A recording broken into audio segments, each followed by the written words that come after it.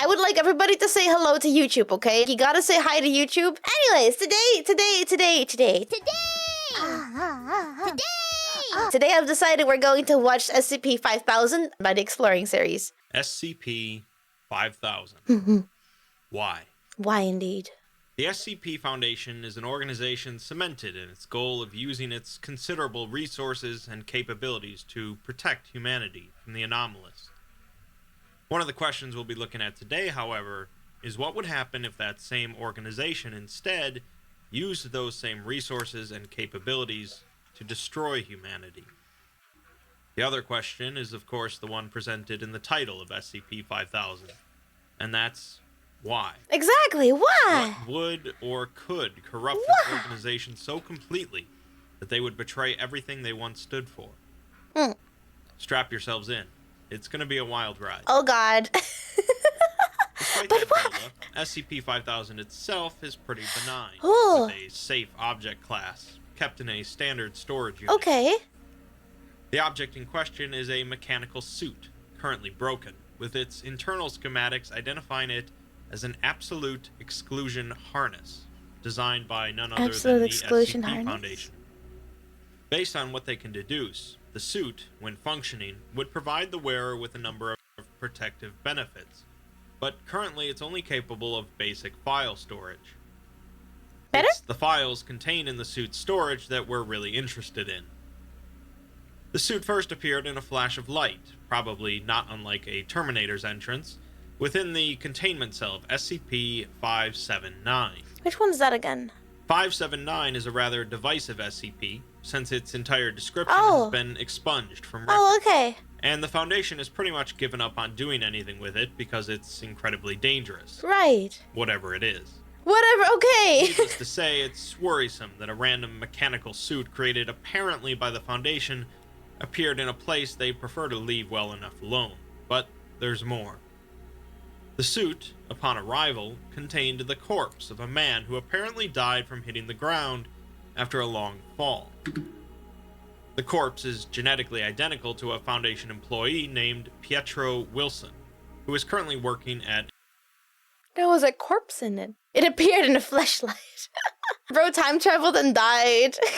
an exclusionary site, a facility similar to SCP-3936 that is created using a technology making it immune to time or reality restructuring events. Oh, what? In other words, if the world were to undergo some sort of drastic change that altered history or the reality of the planet, the personnel inside an exclusionary site wouldn't be affected, allowing them to make note of the changes.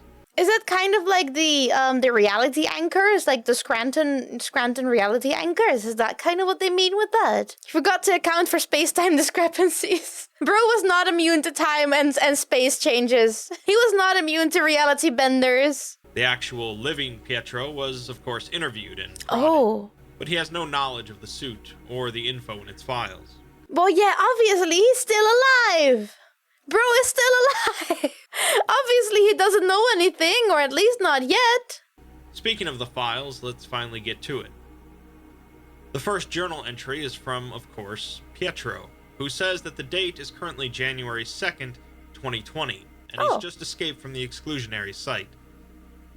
Some individuals had That's not too long ago. Killed everyone else. That is long ago. That's 6 years ago. 2020 is 6 years ago. I was like, in my brain, it was like, oh, that's like last year. No, that's not last year. That is not last year. Gotta be horrifying to know you're fated to die in that suit. But what if he's not, what if it's not him? What if it's him from a different reality and it's not like actually him? It doesn't have to be time travel yet. We don't know that yet. It could be time travel. It could be him in the future, which would freak me the fuck out. But it could also be him from a different reality. He forgot his pocket Scranton. Early, but Pietro managed to make it to the suit, which kept him alive. The next entry goes into a bit more detail, as Pietro heads for a nearby Foundation safe house used by agents in this part of the country. He explains that things started about 6 or 7 hours ago, when a mobile task force entered the exclusionary site with proper clearance, gathered everyone in the canteen, and started shooting.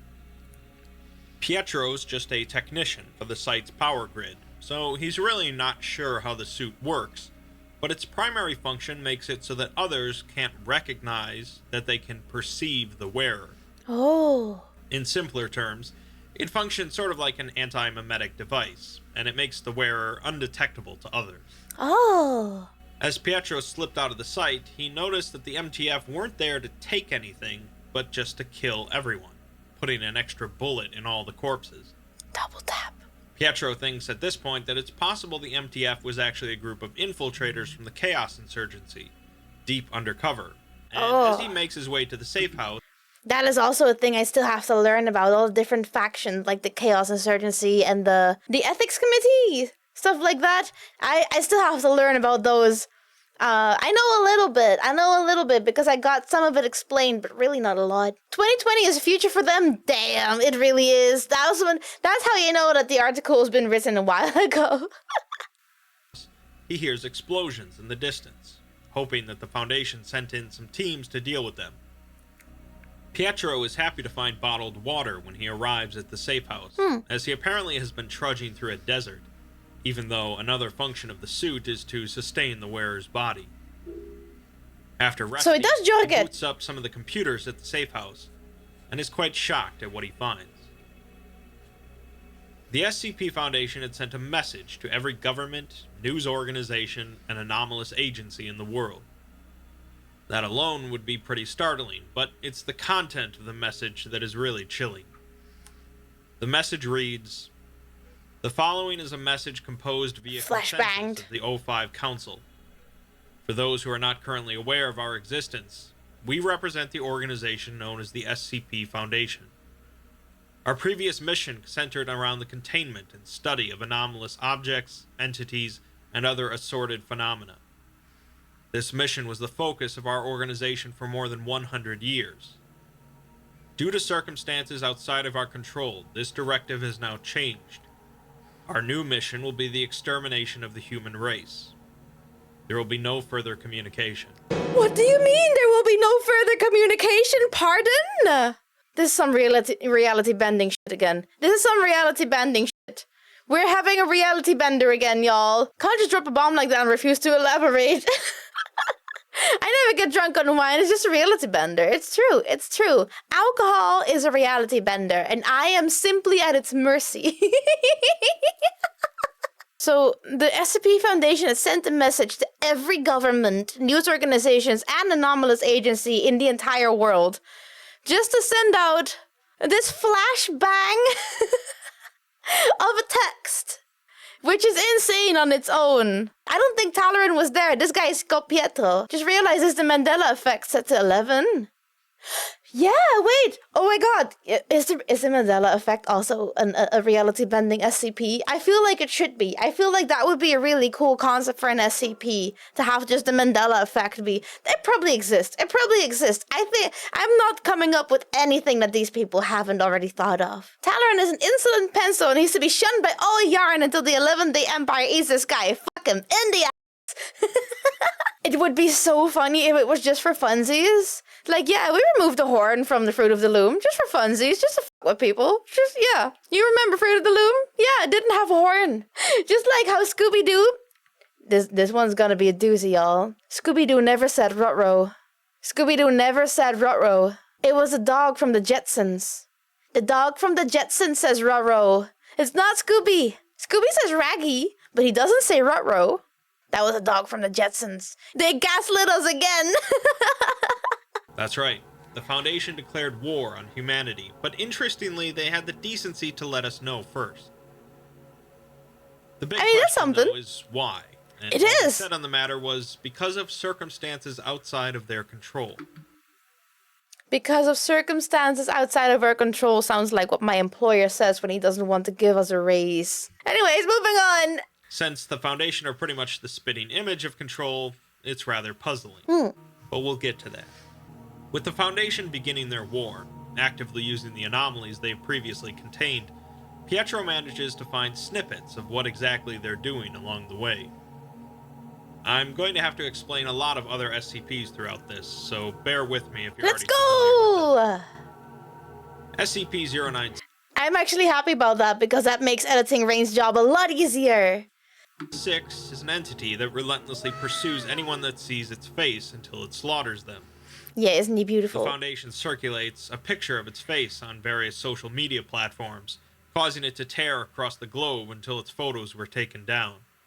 But it's likely still hunting. Oh my goodness. SCP-169 is a massive sea This creature guy! known as the Leviathan, believed to be thousands of kilometers in length.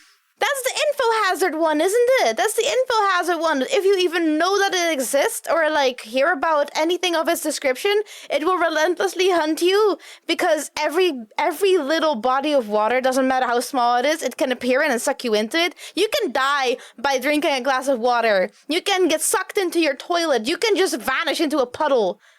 Right? It is this guy, right? Did I go on a run for nothing? Length.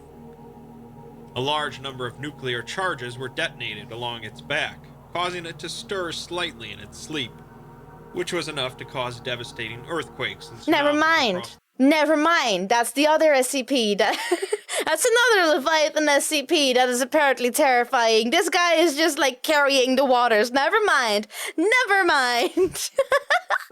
SCP-662 is a small bell that summons a butler named Mr. Deeds, who can carry out most tasks asked of it, usually anomalously. Wait. I need to write this one down. I'm sorry, this is doing things for me. Over the course of the first 24 hours after the announcement, Mr. Deeds appeared near several major heads of states and assassinated them before disappearing. I love this guy. SCP-610, an extremely infectious and deadly disease that rapidly distorts living tissue, was released in many major cities, including New York and Delhi. It spreads quickly, but is eventually halted through the combined efforts of the GOC and the Church of the Broken God. That's right! The Church of the Broken God is another one of those. Also, I feel like this one is painfully real, considering they just mentioned 2020. Not like accurate to like that level of you know, preciseness. It's not that accurate, but like there's a lot of water-related anomalies. The multiple-mile-long snake, the crab and the sea monster, the huge fish that can appear out of any source of water, the lady made entirely of water, ghost ship. That's because there's also a lot of unknown things about the ocean, and it's very scary, and it makes for really good material to create really haunting and scary and horrors beyond our comprehension, as I like to say in these videos. Not sharing the Foundation's new mission. SCP-682, My the guy! hard-to-destroy reptile, is simply released, which is bad enough. That is bad enough! Some news footage of a reporter at an evacuation tent in Sweden, set up by the Global Occult Coalition. Patients are being treated by doctors in full protective gear, and the reporter repeats the GOC's orders to all residents that have not already evacuated, that they should seal themselves inside of their homes as quickly as possible. A doctor calls out to a nearby GOC soldier, telling them that a patient just died, and they should get the eraser ready. Eraser? The reporter runs out of the tent into a field containing a number of similar tents. In the tent she just left, a loud buzzing sound can be heard, and several flashing lights can be seen. Thick smoke pours out of a gap at the top of the tent. The reporter recovers herself and continues, telling any residents still in a compromised area to keep a careful watch over those around them, and if any of them begin exuding a noticeable minty smell, they are to be quarantined immediately. So you can't fucking brush your teeth anymore either because it's a minty smell. This is horrible. They really did have an eraser, huh? They really did have an eraser. Get erased, nerd. This is all very likely a reference to SCP-447. Yeah, apparently you have good songs. Sphere that exudes a greenish slime. What? The slime is edible, with a minty taste, and has various enhancing properties, but it's incredibly, horrifically dangerous if it ever comes into contact with a dead body. Specifically? What exactly happens is expunged from the record, but it's bad enough that the GOC is working diligently to completely erase dead bodies from existence before it happens. Okay. Pietro muses that with all of the supplies in the safe house and the exclusion suit, he could survive for years here. but he's conflicted between sitting there without knowing what's going on in the world and not really wanting to know what's going on. Yeah. He recounts a story from... This too, I feel like, is a very topical thing for a lot of people, considering the state of things that we are, experiencing right now. The world's not a fun place at the moment, and I believe that everybody kind of feels that way. Unless you're so rich that you don't have to worry about it, in which case, fuck you, but like... If you do feel like you're somewhere between sitting and not experiencing the world, and also wanting to know what's going on with the world, just know that you aren't alone. I'm just saying because I know it's a very topical thing right now, and there's a lot of people that are confused about what to do and what to feel and what to think right now. Considering that, there's a lot going on. There's a lot going on in many places of the world, and I wish I could name all of them, but I would get demonetized. Just know that there's more people that feel the same way, even if it doesn't feel like that sometimes. I'm one of them. I don't want to know what's going on in the world, and at the same time, I feel like it is also not my duty to know, but it is very important to at least be aware of some things. But yeah, it's hard, it's difficult, it's very, very complicated, and just know that you're welcome. Just know that you're welcome. We all share this mindset. Trust me, most of us do. Most of us do. And I know that you're not here to be reminded of that, but I feel like your feelings should be acknowledged at the very, very least. Stopped watching the news quite a while ago. It's never been better. I stopped watching the news ages ago because it just makes me miserable, man. It just makes me miserable. It's okay to be uninformed sometimes. It is okay to be uninformed sometimes. If it really affects your mental state, don't do it. Don't do it, okay? We're here to just be stupid and silly and have fun. Life is too short to worry yourself to death. Life is actually all sunshines and rainbows. It is, yeah. Life is just only fun. No bad thing, only fun. It's just burp, okay? If life ever bad, think of me. Think of me. I'm cute. I'll make everything better. From his youth when he was really into detective tales, and he set out to find what was knocking over his dad's potted plant. I forgot that this was he set reality up the camera bending. And found it was a stray cat, and his dad proceeded to kick it to death. No! He figures that everyone would have been better off if he had just minded his own business. No! In this situation, though, he'd rather do something than nothing, and with the exclusion suit, he can simply be a tourist at the end of the world. What? He leaves the safe Why do we come back into someone's dad kicking a cat to death? I don't like that. house and heads towards Site 19, the nearest real Foundation facility, in search of answers. On the way, he manages to spy on a Foundation MTF in a clearing, lined up in a row. Village idiots! The commander of the team proceeds to pull out a knife and stab the first soldier in line in the shoulder to no effect. The commander continues down the line, stabbing each one in the shoulder with no reaction, until reaching the 8th soldier, who cries out in pain. The commander shouts that they've got a live one, and the rest of the soldiers open fire on the 8th. They got a live one? They move out, and Pietro grabs some supplies from the body before burying it, quite confused. I would be confused. They got a live one is a wild thing to say. Holy crap. Alright, moving on. I said moving on. Moving on, Pietro catches a radio transmission, although it sounds practically like gibberish. The message is... I guess we're all moving on. I guess we really are moving on, huh? Pietro catches a radio transmission, although it sounds practically like gibberish. Gibberish. The message is 7, 5. Can you hear me? There is a hole shining in the holes between your eyelids. Hi? I have never been to Versailles before. I want to be loved. Me too, bestie. 9. I am standing behind you now. 5. I am 2 of us, standing behind you now. The goddess eats the city and the sea. 9. There's a hole in the floor with an answer waiting in it. 7. Look, you're hatching. You're hatching. Oh my god, cronies, you're hatching! You're hatching! Congratulations, it's your birthday! Hatch day, I mean, it's your hatch day! Wait, is it called hatching, or is it called cracking the egg when someone comes out as transgender? You know, it's relevant because it's about the MTF anyway, which is male to female and not Mobile Task Force. Sometimes people are glow sticks. For them to truly grow, you gotta crack them. I haven't tried that. Who wants to be my guinea pig? Stick out your arm. Who wants to have their arm cracked? Who wants to have their arm broken? See if it glows. Any takers? I know one. Don't make me choose one. Don't make me pick. I'll take a leg too. That's also fine. All my homies looking like glow sticks right now. Don't crack their necks. You can only crack them once. If you crack an arm or a leg, you can crack it over and over again. The message simply continues to loop. And let's ignore most of the text for now and just look at the numbers. Okay. Continually looping numbers. 7, 5, and 9. Yeah. Or perhaps... There's also a 2 in there. 579. We know The SCP-5000 is relevant to the overall proceedings, but not sure why.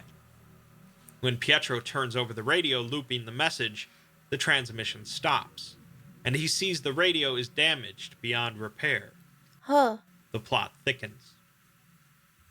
While walking through a forest, Pietro comments on how far Site-19 actually...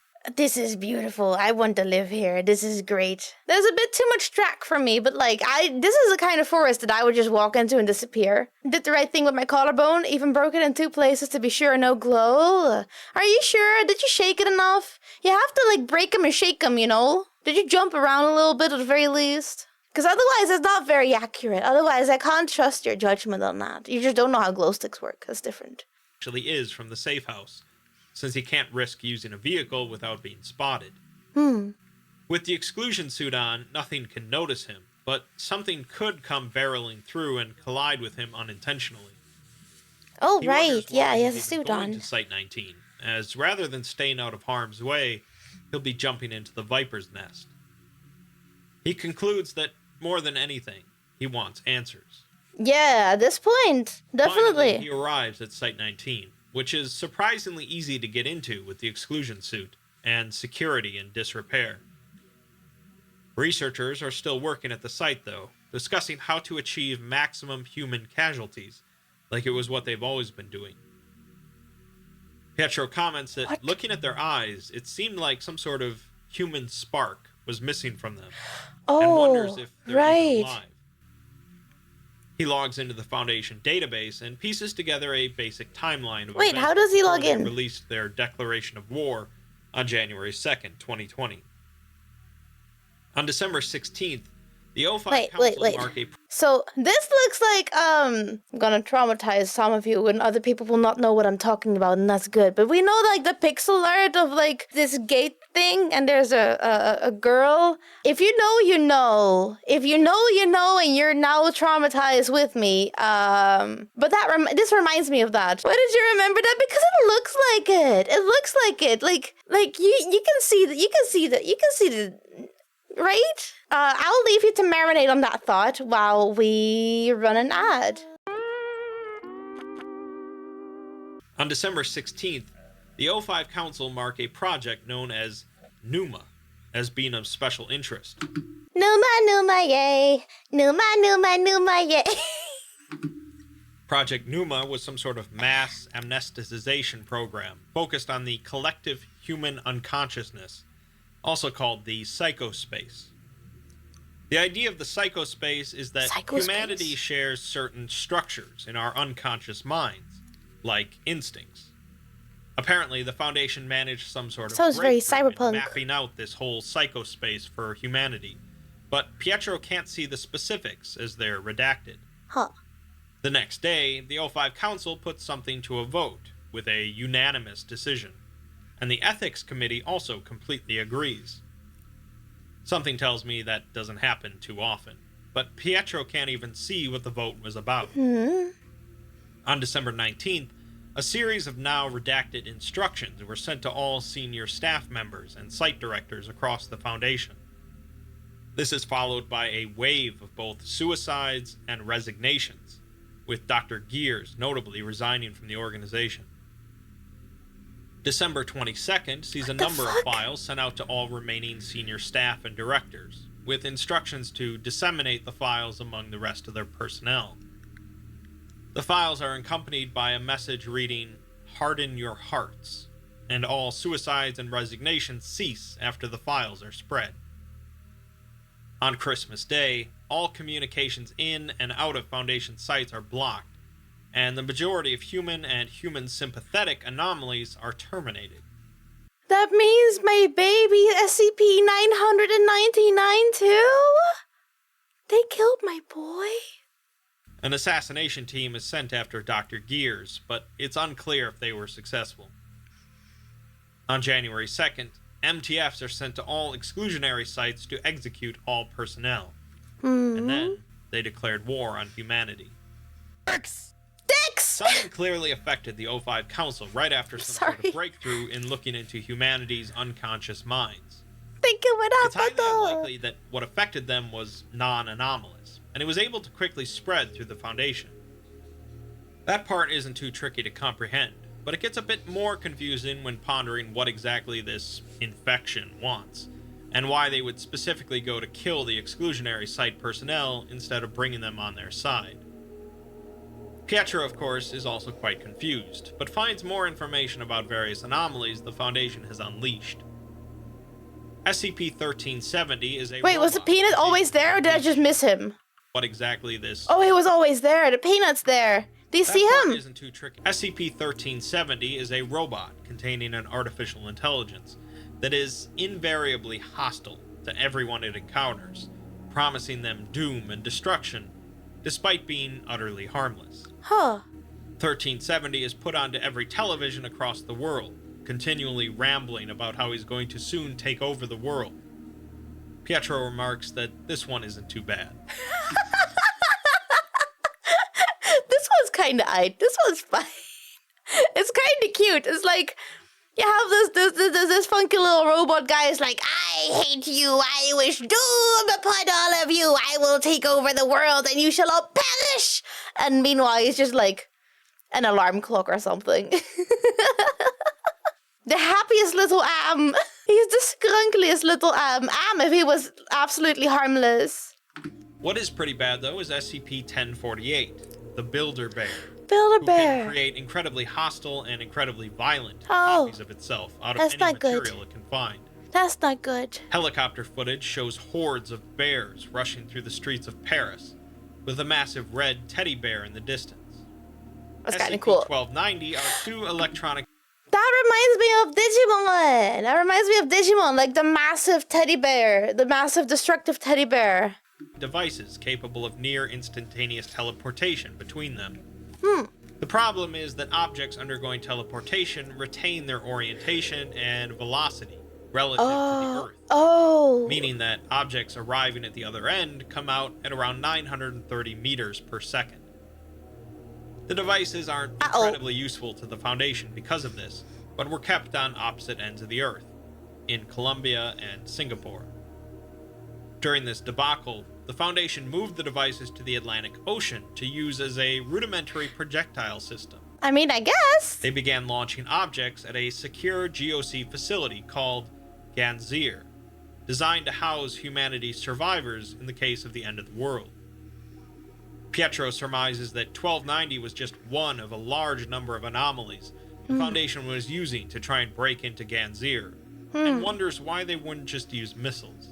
Yeah, honestly. SCP-1440 is an old man that continually walks... Like, it all feels so incredibly roundabout. It feels so deconstructed, very convoluted.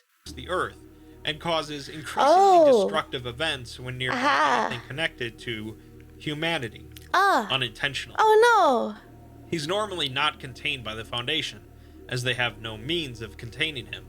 So they transport him to a number of different refugee camps to cause rapid devastation. It's most startling to note that 1440 seemed to have no effect on the Foundation personnel assigned to transport him, suggesting that they are now decidedly inhuman.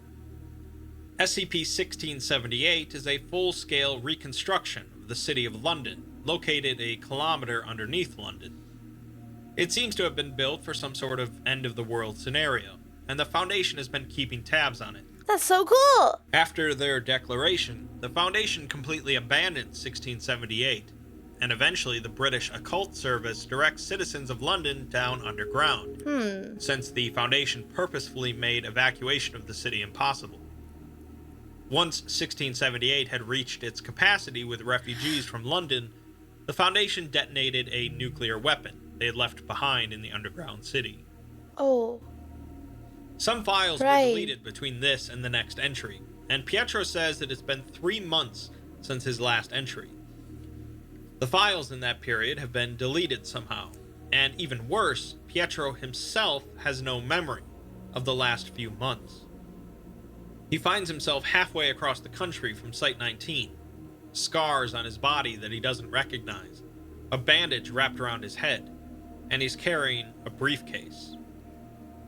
The exclusion suit itself is not damaged, so he's not sure how he got injured, but he remarks that he wouldn't be surprised if he had accidentally walked off a cliff.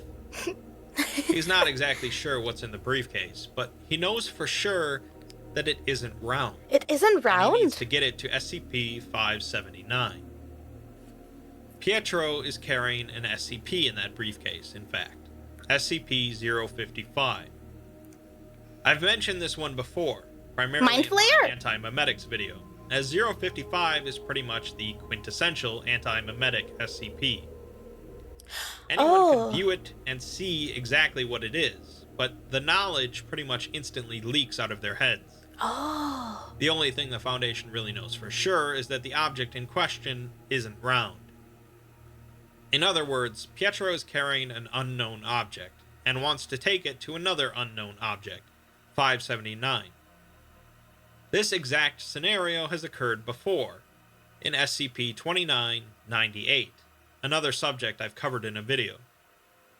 In that ordeal, when a strange alien race took control of humanity, a Foundation agent takes 055 into 579's containment chamber, fitting a round peg into a square hole, as it were. It goes in the square hole. The circle goes in the square hole. Even the SCP Foundation says it goes in the square hole. Which resets the timeline. Pietro seems to be heading to do this exact same maneuver, but isn't sure why.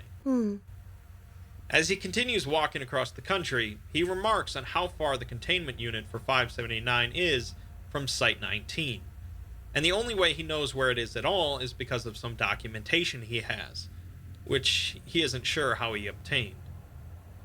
He's walked past thousands of corpses so far, including a child in a house he was scavenging from. Oh. He thought at first the child had just been shot in the head, but when he went to bury him, he saw hundreds of pale worms wriggling underneath the boy's skin. Ugh. They poured out of the body as soon as he touched them, and they all had the boy's face, laughing as they scurried into a drain. Pietro decides not to bury anyone else, and struggles with continuing on his journey. He discovers that Honestly, that would be the straw for me as well. If I bury every corpse I come across, and one of them just like explodes with worms and larvae, and they all have the face of the child I am supposedly trying to bury, I would give up on the spot. I'm like, no, never mind. This is not worth it. This is not worth it. if he starts to get overwhelmed by his situation, all he has to do is open up the briefcase, and he suddenly finds himself miles ahead, feeling good about himself. Oh, right, yeah. 055 seems to be wiping out more than just knowledge about itself, but also entire blocks of time. Pietro finds a laptop in the corpse of a Foundation agent, half buried in the woods. He finds more info on some anomalies that the Foundation are using against humanity. SCP-5000 is a facility under Yellowstone Park that can be used to recreate humanity in case of a disaster. Right. The Foundation decides to trigger the eruption of Yellowstone, completely destroying SCP-5000. Oh, that's less. I covered this one like briefly in my previous video, I think. Would literally press my real life power button and quit. Yeah, it's the backup. It's the backup. Yeah, humanity's fucking fucked, bro. It's over. It is incredibly over for humanity if they blow this one up. 1000. Yeah, no, it's over. It's over. Country in ash. This is interesting to note, as it means that the Foundation isn't just intent on wiping out the current crop of humanity, Just all of it. rebuilding it, but instead is intent on obliterating humanity completely. Yeah. SCP-2200 is sort of a tricky SCP to summarize in a sentence or two. Hmm. But basically, it's a sword that causes victims killed with it to be recreated on an island in metal form. These metal copies retain their former memories and personalities, but don't need to eat, drink, or sleep. But they can still die in this form as well. The Foundation managed to mass produce these swords, which teleport to individuals who are likely to use them. Ow. And the island where the metal copies appear is now overflowing, with living copies trapped under dead ones. Probably not the most effective strategy the Foundation has come up with, but there you go. What? SCP. All of this feels so incredibly convoluted. Hello, you look some kind of way. All of this is so incredibly convoluted. Like, what? There are literally world-ending SCPs they could have set loose, and they just... okay, this is a ride. And we're fucking buckling up. 2241 is a 7-year-old boy with fledgling reality bender abilities that the Foundation was previously studying, with the O5 Council interested in raising him as a useful tool. Seems they got their wish, as 2241 is now being used to wipe out refugee camps. And they're sending him over to the bunker at Ganzir, since they're still having trouble breaking in.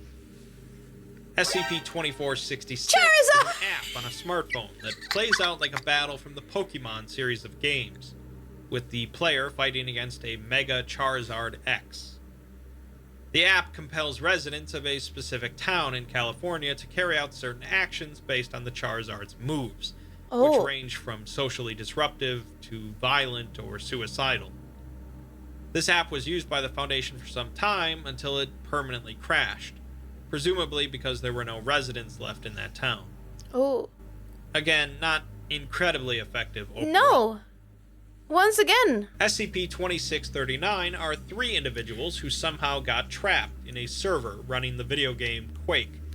And are able to manifest occasionally in the real world for a short time, carrying out a death match that is capable of destroying structures and killing non-participants. Since the individuals can't die, possess heavy firepower, and are exceptionally bored, the Foundation had previously recruited them as an MTF, sent into extreme situations requiring the elimination of hostile non-human targets. The group of 3 were average teenagers, and really didn't want to harm anyone. In this situation, the Foundation sent them into survivor communities and opposing groups to kill everyone present, telling them that they were monsters that have escaped from containment. The 3 soon figured this wasn't the case, and after a short time, have ceased all hostile activities for the Foundation's behalf.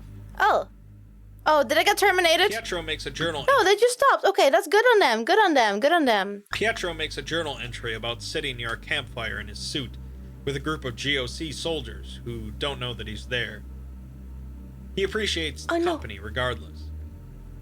The GOC soldiers don't really seem to have my boobly eyes. Have anywhere to go at this point and are simply wandering.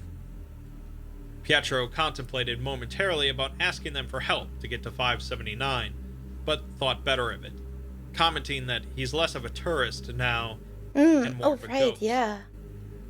He does tap into a GOC database while hanging out near the soldiers, though, and retrieves an interview log from inside Ganzir. The interviewer is a commander with the GOC, Morrison, and the interviewee is a captured MTF agent, Ross. Morrison had captured the MTF when they were trying to sneak into the bunker, and so far none of them had spoken at all except for Ross. Ross says it's because they've met before, during a joint operation between the Foundation and the GOC a few years ago. When they caught the MTF, they had been trying to sneak in with a group of refugees. Upon being noticed, the MTF opened fire into the crowds before being captured. When asked if he thinks that's crazy, Ross simply laughs, saying that the GOC are crazy as well if they think they can do anything to stop the Foundation. When threatened with enhanced interrogation, implying torture, Ross laughs again and says they can do whatever they want, since he's not afraid, after realizing that you're not supposed to feel pain. Morrison asks what he means, and Ross hesitates, telling him that he wouldn't want him to say. Ross? Are you a masochist? Are you a masochist? Are you into that? I don't blame you if you are, but like, I'll remember that. Morrison responds that he does, but Ross says he wasn't talking to Morrison. Upon further pressuring, Ross acquiesces, but what he says is inaudible in the recording. The doctor present in the room tells him that he'll have to speak up, as the microphone only has so much gain. What Ross says next is removed from the record. So we can't even know. And the doctor can be heard loudly screaming, with the sounds of wet cracks and rushing wind heard. Oh, okay. We're not supposed Ross to know. says they've done this to themselves, and he had warned them. He really liked them, so he was trying to be nice. He remarks that they fight in the light, so you can die in the dark. Huh? This is a twist on a common Foundation motto: we die in the dark, so you can live in the light. Oh. The log ends with Ross calling them disgusting, and Pietro notes that right after this, some emergency resulted in the destruction of Ganzir. The latter part of this interview log is pretty important, as it is very similar to another interview log, the one with SCP-5000. Oh The hard yeah! to destroy reptile. The lizard! I haven't really talked about. I love the lizard. The lizard's actually one of my favorites. I really should like pick a video on him too, because it's been so long since I've actually read about him. I'm sure I'll learn a lot of new things. 682 much, but its primary feature of being practically impossible to destroy isn't really important here. What is important is its hatred of all life. In an interview log with 682, after it finished slaughtering some farmers, it's reluctant to speak. It mumbles something incomprehensible, so the doctor present remarks that the microphone only has so much gain. Again? And it needs to be moved closer. While mauling the D-Class's body, who is tasked with moving the microphone, 682 is heard saying that they were disgusting. Well, yeah. This That's all he connection says. isn't a coincidence, and we're definitely going to delve further into this later, but just take note of it for now. But he always says that. Pietro makes another entry discussing how it's even harder to keep going, now that the GOC are pretty much wiped out, as there seems to be even less hope left now. Pietro stopped eating and drinking, since the suit can sustain him Oh, anyways, right, it does. and the Foundation has been spreading any number of weird viruses across the globe. He's seen corpses in pretty much every condition imaginable, including walking around. Zombies. He still occasionally opens the briefcase, but it isn't working as well as before, as he isn't jumping ahead as much, and doesn't feel as great afterwards. So, is SCP-055 also, like, dying? Or, like, is he getting worse with every use? Or is his effect just waning? He ponders if he's growing numb to it, and wonders why he's even going to 579. We get info on a few more SCPs being used by the Foundation. SCP-3078 is a series of images that causes viewers to break out in uncontrollable laughter until dying by suffocation. Oh! It's like the Killing Joke from Monty Python, but different. The Church of the Broken God managed to get the internet back online, but the Foundation quickly spread thousands of copies of 3078 until the Church brought the internet back down again. Oh no. 3179 is a highly intelligent liquid metal alien capable of expanding its mass, altering its form, and creating smaller entities that can act autonomously. It was originally found by a branch of the Church of the Broken God, who believed it to be sent by their deity, but after discovering it to be invariably hostile, they managed to contain it and hand it over to the Foundation. After being released, it sparked a bit of a civil war in the Church, as they're divided on whether or not it's actually their deity. Either way, it's now continually pumping out what are essentially Terminators. Oh goddamn. SCP-3199 are large, hostile humanoid entities that continually lay extremely durable eggs containing more of their species. They hunt live subjects around their hatchlings, liquefying internal organs and bones and feeding the corpses to their young. This one didn't require much creativity, as the Foundation has just been airdropping the eggs around the world. Goddamn. Pietro keeps moving, a bit slower than before as he's losing motivation. He's been seeing increasingly strange things in the world, including what he calls blinkers, which he's pretty sure were created by the Foundation somehow. They're statues of MTF soldiers with empty sockets for eyes, and arms carved into blades. If you look at them, nothing happens, but if you look away, they rapidly move and... Weeping angels. It's weeping angels. It is SCP-173. I hate that shit so much. Kill you. Somehow, the Foundation managed to turn MTF soldiers into copies of SCP-173. They did. They don't kill Pietro when he stops looking at them, but they do stop when he is looking. So he figures eventually they'll start swinging just to try and hit him. So he avoids them. Ooh. Okay, yeah. That is gnarly. Okay. The other thing he's seen is a lot weirder. A person stretched out on the horizon, like a bad Photoshop effect. The person's body was stretched from the ground up to the clouds, with gaps in space around its body like wings, and it just seemed to be floating. At first I thought it was like a reference to Neon Genesis Evangelion, but apparently it's not. The Foundation seemed to be fighting this anomaly, and Pietro thinks about going to talk to them, as they might not be affected by what's going on, but decides not to Thank you for the risk it. clip. He leaves another journal entry lamenting that he saw a kid die today, and could have helped her, but didn't. We get our last couple of entries about anomalies the Foundation are using. SCP-4290 was a massive entity that had been sealed away 10,000 years ago. 10,000 and years then ago? died 9,000 years ago due to malnutrition, making it effectively neutralized. It died 9,000 years ago. How'd they bring that back? This does look badass though. Like, what the f is this? The Foundation decided to take SCP-008, a virus that Oh, reanimates corpses no. and zombies, enhance it using SCP-914, the Clockworks, and revive the entity.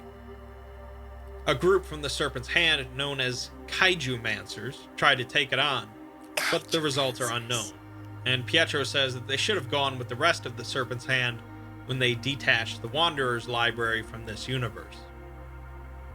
SCP-4666, No, Yule not Man, the is a Yule rather Man! horrific entity that stalks families during Christmas time, eventually murdering most of the family and abducting a child who is forced to make toys out of other children.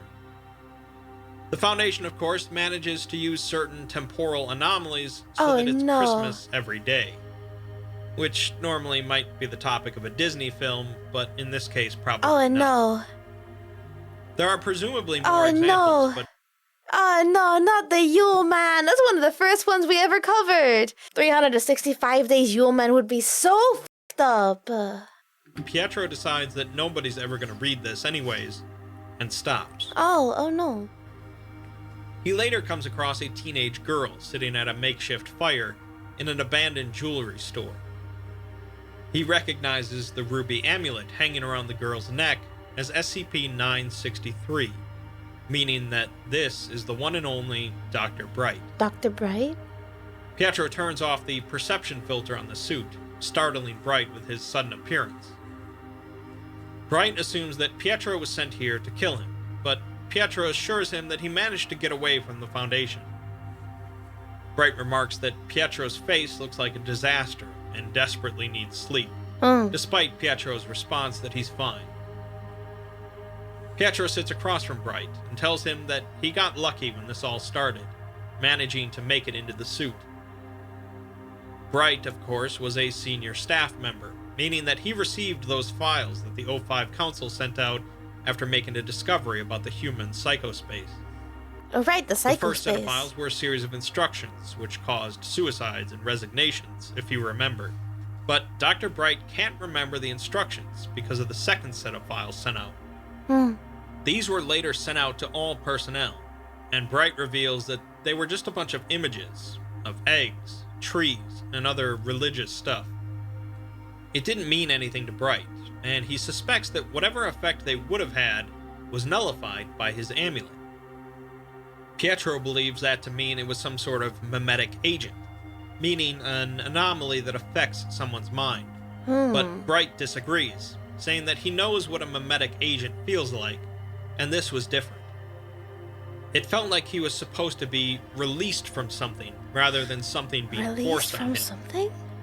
Basically, Bright doesn't know what's going on either. When Pietro tells Okay, wait, but does Dr. Bright take on the form of like a young girl? He found a young girl, right? Or did I completely mess that up? Dr. Bright was the amulet. Oh! And anyone who wears the amulet is possessed by it. Oh, that's it. I should look into that. him that he's going to 579, Bright says that there are easier ways to commit suicide, as not even he knows what 579 is, and he's a pretty big deal. I forgot to take a sip. Bright instead is heading towards SCP-1437, an endless hole that leads to an unknown number of parallel universes. Bright plans on throwing the amulet down the hole and seeing where he wakes up. Oh. The two wish each other luck and part ways. We'll dissect what this conversation means at the end. More files got deleted, and Pietro is now standing outside of the site containing SCP-579. He doesn't see any guards, and security seems to be completely down, as if the place has been abandoned for quite some time, despite it being supposedly an extremely high-priority facility. He's having difficulty breathing, and has a feeling of an impending end. Uh-oh. As he walks closer, he feels like someone is pressing a gun against the back of his head, pushing him forward. But he's still wearing the suit, right? He doesn't know what SCP-579 is, but he knows that it's looking at him. The next entry is quite a bit worse. I'm assuming that is SCP-579 that is causing all of this, right? And I'm assuming that that is like the reality bending thing that's going on. But the fact that Dr. Bright said that it doesn't feel like he's being forced into something, that he's not like something is being changed about him, he's being released from something, that really, what the hell? I am so curious about what it is. Dr. Bright is a massive rabbit hole. I am very intrigued in it, but I understand that they removed him. And the cause for all this apocalypse not being malevolent is such a treat. Yeah, that's the thing. Like, it's like they got released from something. Like something just clicked in their brains, and a restraint was taken off for whatever it was. And instead of realizing something or whatever, they just completely thought, you know what, fuck this shit. They're still saving us. Let's just kill everything. Let's just go ham. Let's go haywire. But that also goes against the thing that they've tried to say about the people executing this being no longer human. I have no clue what's going on yet either. But I'm going to assume 579 is the cause of it. But I might be jumping to conclusions here, because they've just implied that at the beginning. Could also be that 579 is not the cause of it at all, and is trying to like stop it, or it's just like a side effect of it, or whatever. Don't know yet. But they're kind of alluding to it being the cause. I mean, I don't know what's happening yet, but it is very inefficient. It's like there's absolutely no point to its madness. There's no reason to the madness. It's just mayhem for the sake of mayhem. It feels just like pure chaos for the sake of chaos. I'm intrigued. I'm very curious about how it's gonna go on. Worse for Pietro, as the facility was not empty, but instead filled with blinkers, Oh, the yeah. SCP-173 copies. They can't see him, but have figured out that he's here, and are now slashing everything in sight. Pietro's leg gets gouged, and although they're not chasing him, they're headed towards 579's containment cell as well. Pietro makes it there first, sealing the door behind him as they start to slash through it. There are a number of instruments monitoring 579, but even without them, he knows that 579 is here because he can feel it. There's a hole in the floor that leads to 579, but it's not a... This feels like 3999 again, because there's like it's you don't know, you can't see it, not really, but it's there. It's like a presence. It kind of feels like 3999 in that way, but less evil, but just as confusing. Like 3999 really came together at the end, and I hope this one does too, because I am still incredibly lost. direct drop, as Pietro hoped that he could just throw the briefcase down. Instead, it looks like he's going to have to jump down the hole and throw the briefcase on the way down. inevitably resulting in his death. Pietro comments that he's realized he's not the detective in a detective story, but instead the murder victim. Oh no. He dies for someone This really is like $39.99. It's just James Talleyrand all over again. else's story, and the human race is going with him. He knows who is responsible for this destruction, and how, but he still doesn't know why. He ponders why this is happening. Why did the Foundation send out those files? Why did Ganzir fall? Why did he take this briefcase across the world? Why is he here? And why is he going to die? He begs anyone reading this to figure it out, and then he drops down the hole. We see a black image labeled as SCP-579, and then a final journal entry reading, "Oh, so that's how it is," before Pietro's life signs are lost. This is when he appeared dead in the suit inside of the 579 containment cell.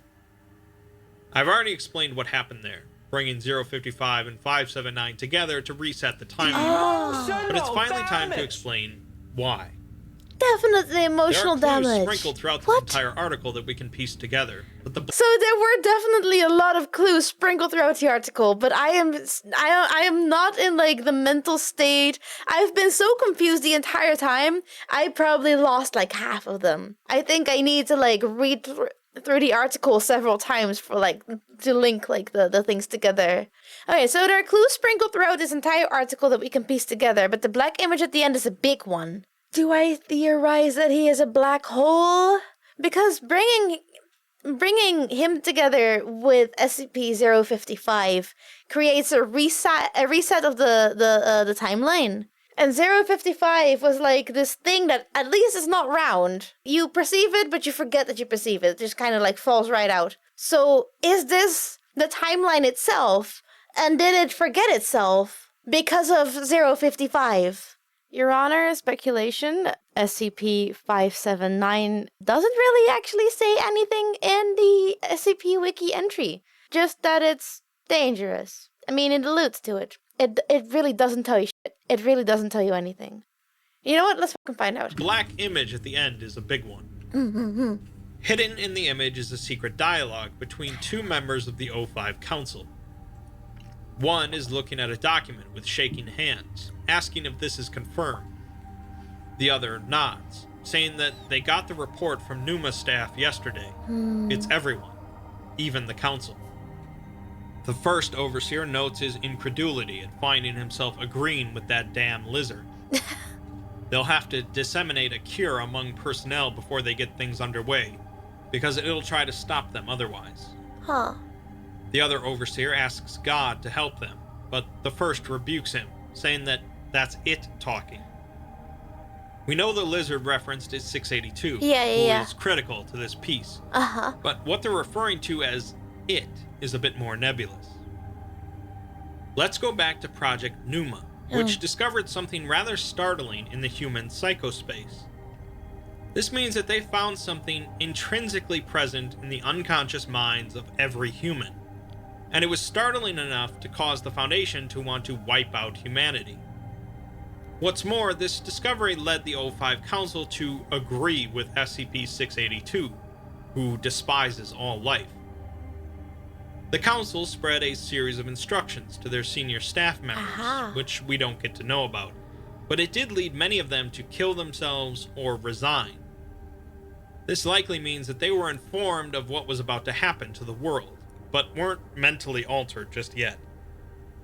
This happened with the second set of files, which were spread across most of the Foundation, immediately ceasing all suicides and resignations, because now everyone was fully committed to wiping out humanity.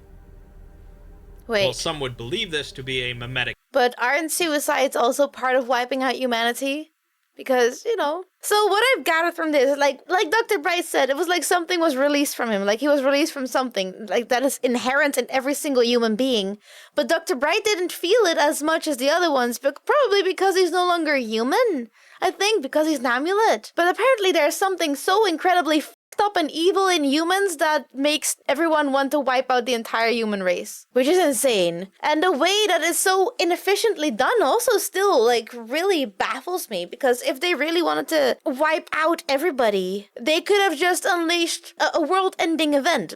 There are multiple SCPs that are capable of that. The fact that they chose deliberately to pick more chaotic ways that are so incredibly convoluted, they had to alter so many things just to make this one thing be f***ed up and evil. They discover something horrific that is intrinsic to the human psyche, yeah. Apparently it's so f***ed up and evil that they want to like wipe out the entirety of humanity, which is why they also destroyed the entire thing under Yellowstone Park. Like the backup plan, the last saving grace to like reset humanity. And I wonder what it could be that got released, like that SCP-579 released from us, that makes us see the inherent flaw, like the inherent unreasonably horrible flaw that cannot be fixed. What is SCP-579? The fact that they chose like the most unorganized and chaotic and inefficient ways to kill humanity as painfully and weirdly and cruelly as possible really is another layer of f***ed up in that case. I'm just kind of wondering if that is like part of the inherent flaw that,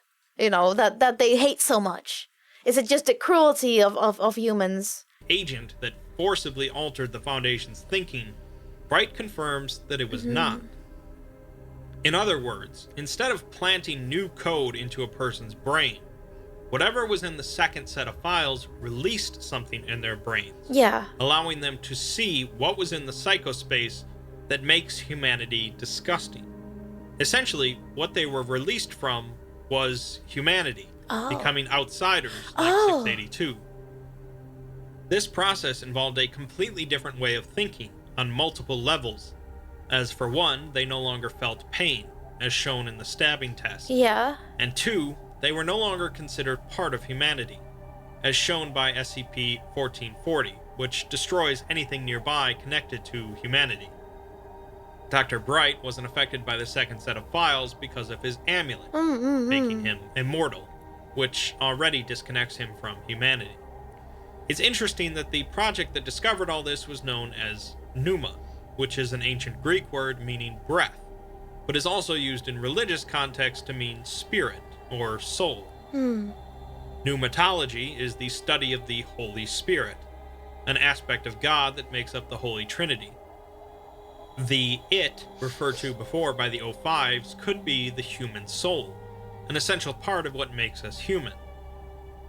The researchers that Pietro came across in Site-19 were missing a spark from their eyes, perhaps suggesting that they no longer possessed a soul.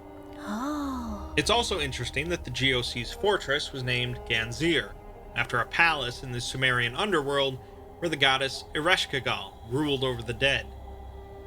Those that still had souls, the refugees, were allowed to enter Ganzir, but those without them, the Foundation agents, relentlessly worked to break in. Ganzir finally fell because the soulless came inside.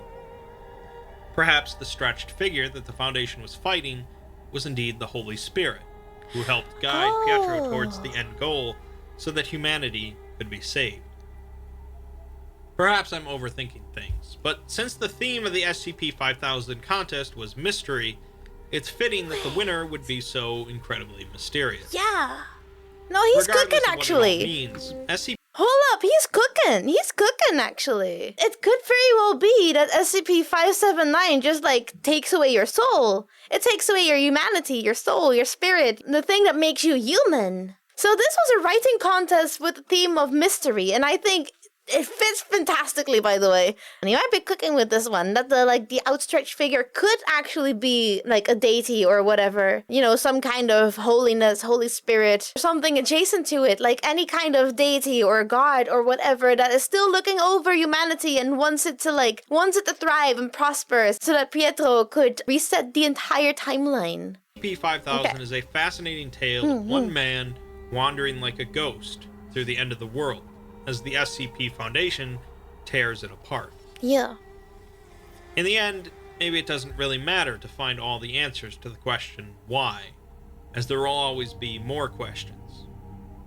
One of those questions might be, if this all happened once, why can't it happen again? That was it. Oh, that's not it. Wait, there's more. You said invaded, right? Might be one of the last times that happens. Right. Don't say that. It must be worse for you. That's what everyone says after they find out something they don't like. Jesus Christ, it's not something that can be hashed out in a few hours, man. Can you be quiet for a minute? Of course I can't. No, not yet. The feeling of being invaded. Why not? Don't say that. Don't even talk about it. We should have left well enough alone. I keep thinking, like, it would be better to end it all. Not with what we found. How long are they going to take? But it's not like that. Everything I am, you know what they'll say. It is me. It's over. It'll take time. You're germophobic, right? Did you get a reply? We shouldn't have looked. You too. I doubt anyone's going to be talking about anything else anymore. I feel sick. The final hidden text in SCP-5000. It's all Crover. It's so Crover. Is this written really well? Like the entire article. It's incredibly well done. I do have the article open, but I'm not sure if we even need to, look at it. Because I feel like the video pretty much said everything. Oh boy. The video did a great job at explaining, but as it turns out, there is, you guessed it, more. Something easy to miss that the video did briefly take note of is the link to SCP-682. The interview with Samuel Ross ends on a clear reference to 682, wrapping up with the word disgusting, which happens to be clickable. This then takes you to a short story called Disgusting, portraying what happened before the story in SCP-5000 started. SCP-682 took one look at the researchers, immediately realized what had happened, and telling them they're free. And so is he. It tells how a breakthrough in Project Numa led them to discovering what they call the Entity, and what it does to them. Or more specifically, what it doesn't allow them to do. It explains that the Entity requires pain in order to exist, not just from the living, but also from the dead, and so, effectively, people do not truly die, so it can continue to feed off of their pain indefinitely. Whenever someone passes away, their consciousness remains attached to their body, even if it has stopped functioning entirely or is gone completely, made to endure all the torment that comes with being a corpse. All the rot is felt. Autopsies are felt. Being eaten by insects is felt. Even being cremated is felt. And once the body ceases to exist, the pain is only amplified. The smaller the fragment of the body, the greater the suffering of the fragmented spirit that occupied it. It has lived as long as humans have been alive, and it will continue to for as long as humans remain. This is also why SCP-5000 in Yellowstone Park was destroyed, because the Entity would just continue to live. The SCP Foundation then admits that in order to ensure humans will be wiped out entirely, they're using every SCP available, thus the chaos. Curing humanity en masse would only alert the Entity of us breaking free of it, and it would inevitably try to stop and prevent that. And I believe it did notice.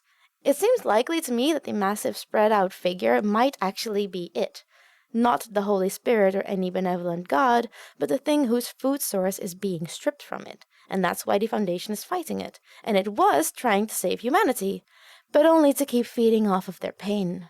This story then also links us to SCP-2718, a cognito-hazardous SCP article containing an interview with an O5 council member. This article further explains the truth about death and dying and how the inner machinations of the O5 council looked like upon hearing this for the first time. She at that point remarked, "Oh, is belief the key?" before being promptly killed by an MTF. Don't worry, we'll get there. In conclusion, the Entity, or it, is what causes our sense of pain because it feeds off of it in a way. The longer it existed, the more pain it would require. We are not supposed to feel pain implies that this is the Entity that has caused all pain for as long as humans have been alive. It is also implied that this Entity invaded our consciousness, being able to influence thoughts and actions somewhat, enough for us to not go against its wishes too much. While I still don't know what the cure is exactly, the effect of it is being cut loose from the Entity, and with that, eliminating our sense of pain.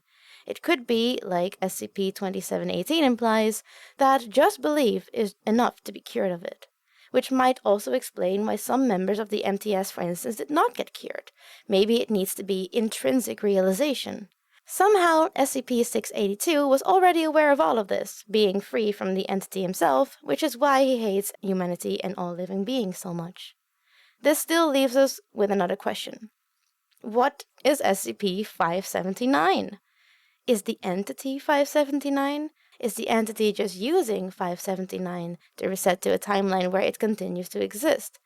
Pietro hallucinating the radio broadcast from a device that was clearly beyond repair could have been the entity influencing his brain, like dropping hints.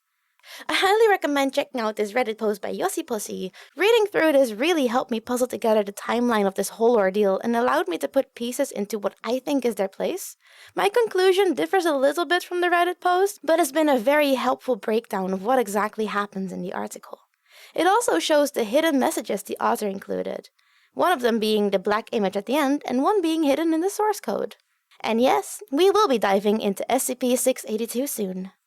I really don't know if there's even any sense to going through the article myself, because I feel like it's meant to be confusing. It's not going to give me any answers. I'm supposed to find that answer myself with the information that I already have. It's a little confusing, but it's very, very good. I really thoroughly enjoyed that.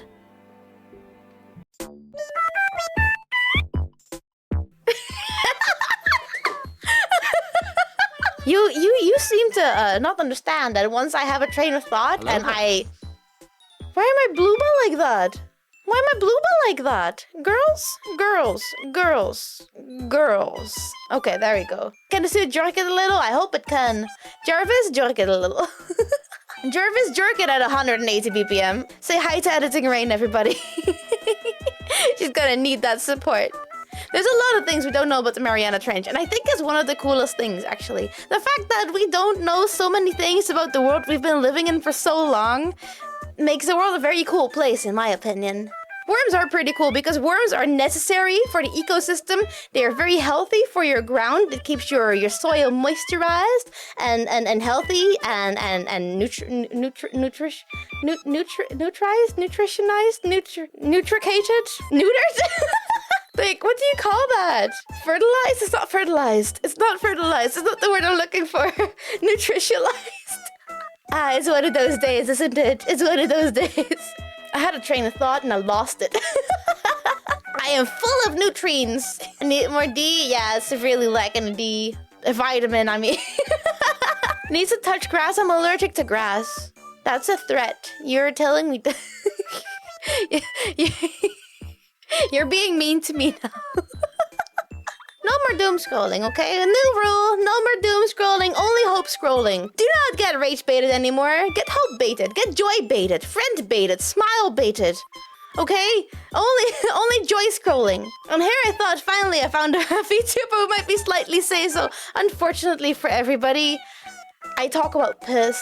I can't win with you guys. It doesn't matter what I do. If I talk about penis, I'm unhinged. If I talk about piss, I'm unhinged. Where the f do you think piss comes from? It comes out of your frickin' penis, but I'm not allowed to talk about penis. And if I don't want to talk about penis, it's not good either. What do you want from me? I can't win. I can never win. Do you want to talk about penis or do you not want to talk about penis? Okay, I need a clear answer.